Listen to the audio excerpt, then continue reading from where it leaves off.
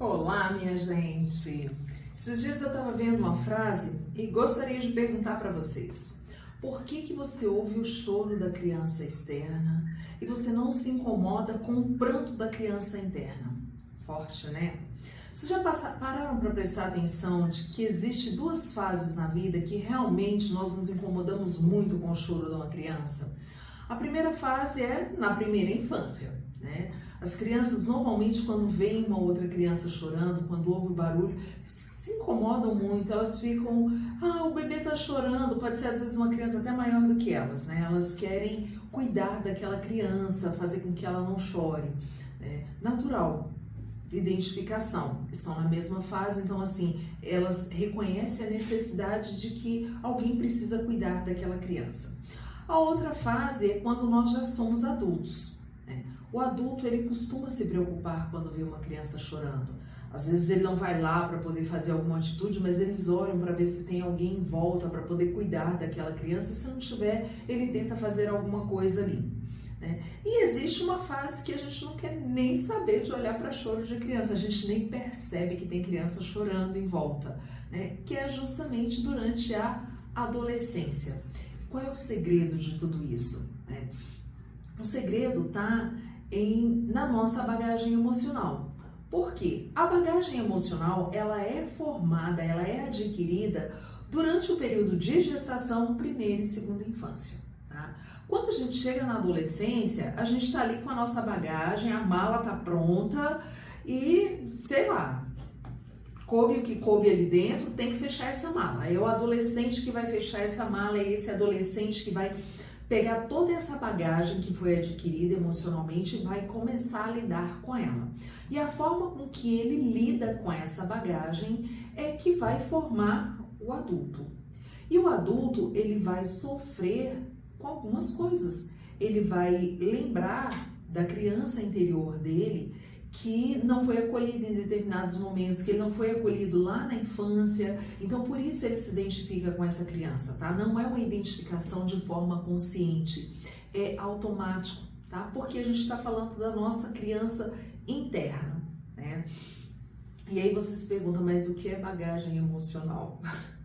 Como é que eu estou juntando essa bagagem? A bagagem emocional, gente, é tudo aquilo que nós experienciamos desde o momento da nossa concepção, tá? Então, tudo aquilo que uma pessoa passa durante o período da gestação, tudo aquilo que é passado durante a primeira e segunda infância, né? Vai criando a nossa bagagem emocional, a forma com que nós vamos tendo permissão para poder agir no mundo. Tá? Vou trazer um exemplo aqui para vocês. Um exemplo de uma cliente que há um tempo atrás me procurou, querendo olhar para a questão da maternidade, né? Ela sempre desejou ser mãe, ela queria ter muitos filhos, mas ela não conseguia. Ela nunca fez uso de anticoncepcional, tá? Ela teve 3 abortos e na 4ª gestação ela conseguiu levar essa gestação até o final. E depois dessa gestação ela já tinha tido mais 2 abortos. E aí a gente foi trabalhar, foi investigar o que acontecia com ela. E olhando lá para a infância, as mulheres na família dela normalmente desenvolvia diabetes gestacional. A mãe dela teve 6 filhos, ela foi a caçula, todos 6 nasceram em casa, em todos ela teve diabetes gestacional. E ela, como foi a última, foi assim a cereja do bolo. Foi o bebê que nasceu maior, né? Então, a mãe dela, desde quando ela nasceu, ela foi criada ouvindo a história do longo trabalho de parto que a mãe passou, que a mãe sofreu muito, e a mãe brincava falando assim que ela arrebentou, né, parto normal, que a filha arrebentou toda a mãe, que ela sofreu muito para trazer aquela menina para a vida e que a vida dela tinha que compensar por toda a dor que ela sofreu. Percebe qual é a bagagem que está vindo aí, tá? Porque qual é o filho que em sã consciência quer machucar a sua mãe? Quer detonar com a vida da sua mãe? Colocar a vida dela em risco? Nenhum, tá? A gente falando de mães e de filhos normais, nenhum. Então, essa criança, ela cresce ouvindo essa história. Para quem está em volta, olha para essa mãe e fala assim, nossa, que mãe excelente parideira, que mulher maravilhosa, que forte, que não sei o quê. A mãe é uma heroína. Agora vamos olhar do ponto de vista emocional dessa criança. Para ter um herói, tem um anti-herói, né? Então tem o vilão. Essa criança é o vilã, é a vilã da história da mãe. Então ela cresce com esse sentimento. Ela reconhece isso? Não, mas isso está lá dentro dela, porque ela foi aquela pessoa má que machucou a mãe, que quase levou a mãe à morte e tudo mais. E isso aconteceu repetidas vezes na família. Então isso cria um medo, isso forma uma bagagem emocional. Tá, ela cresceu, teoricamente, tudo bem, isso não a afetou, mas está lá, no fundo da bagagem dela. E aí quando ela vai ser mãe, ela tem esse desejo de ser mãe, essa emoção que está lá no fundo da mala emerge. Ela tem consciência disso? Não. Mas ela tem medo da maternidade. Por quê? Porque ela não quer morrer. Ela não quer que ninguém faça o estrago que ela fez na vida da mãe, fazendo na dela. Então, os abortos dela, todos foram abortos espontâneos. Causas desconhecidas. Os médicos não conseguiam identificar uma causa que fosse plausível por aqueles abortos. Estava tudo bem com ela, organicamente estava tudo bem com ela, mas ela não conseguia segurar. Então, quando ela segurou, né, na 4ª gestação que ela segurou esse bebê, ela ficou em pânico também. Por quê? Porque ela teve diabetes gestacional, claro, né? Tá lá na bagagem emocional dela. Então, ela teve diabetes gestacional e ela teve parto, não foi parto normal, ela fez uma cesárea, tudo tranquilo, tudo bonitinho.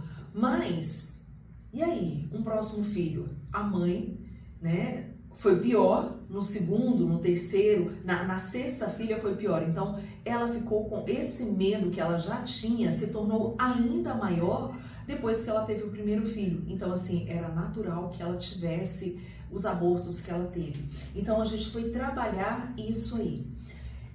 Ela tinha um sentimento de raiva que ela desconhecia da mãe. Por quê?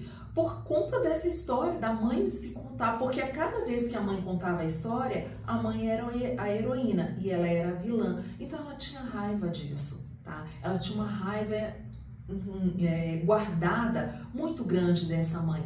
E aí ela pôde aceitar isso, ela pôde reconhecer, ela pôde unir esse medo, essa criança ferida, né? E trabalharmos isso, unir, nutrir essa criança, trazer para essa criança, tá, a informação de que não foi culpa dela, né? Ela não teve culpa de ser um bebê grande, ela não teve culpa de machucar a mãe. Então a gente teve que reconhecer esses sentimentos, nutrir essa mulher, tá? Nutrir essa criança, para quê? Para que ela pudesse se autotransformar. E depois desse processo, foi muito bacana porque ela logo engravidou.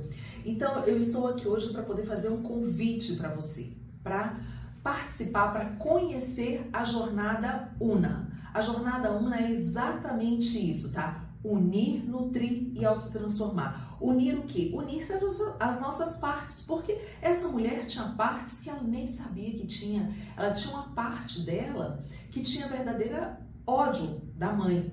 Ah, da mãe em si? Não. Dessa mãe que foi a heroína, que contava essa história, que magoava, que colocava ela como a vilã. Dessa mãe ela tinha raiva, tá? Então, ela reconhecer isso e reconhecer que ela não era vilã. Reconhecer que sim, aconteceu uma série de coisas lá com a mãe, né? Mas que ela não foi responsável por isso, ela não era culpada. Então, reconhecer, unir, né, essas partes dela que tá ali fragmentadas, que a gente tem até vergonha de admitir. Por quê? Porque nossa mãe é a heroína, né? Então, reconhecer todas essas partes, unir, nutrir e autotransformar. Por quê? Porque foi a experiência da mãe, foi a experiência de várias mulheres da família dela, mas a experiência dela não precisava ser a mesma. Ela tinha recursos, reconhecer que ela tinha recursos diferentes do que essas mulheres tinham, que tiveram que ganhar neném em casa, com parteiras. Ela não, ela tinha recursos para poder ir para um hospital, já estava morando na cidade, podia ir para o hospital, ser assistida, ser cuidada, para que essa gravidez chegasse de uma forma tranquila e sim, ela conseguiu unir e se autotransformar, ter mais um bebê depois disso, que sim, nasceu de parto natural. Por quê? Porque ela foi super bem acompanhada, porque emocionalmente ela estava inteira e pôde também trazer tranquilidade para esse bebê, para ele se desenvolver, para não ser tão grande assim. Então, Una fala sobre isso. Eu acredito que você, assim como eu, assim como essa cliente e todas as outras pessoas, tem partes que você desconhece. E o chamado é: venha, venha participar desta imersão que vai ajudar você a unir, a nutrir e a se autotransformar para poder viver uma vida com mais qualidade, com tudo aquilo que você merece. Te espero no Una.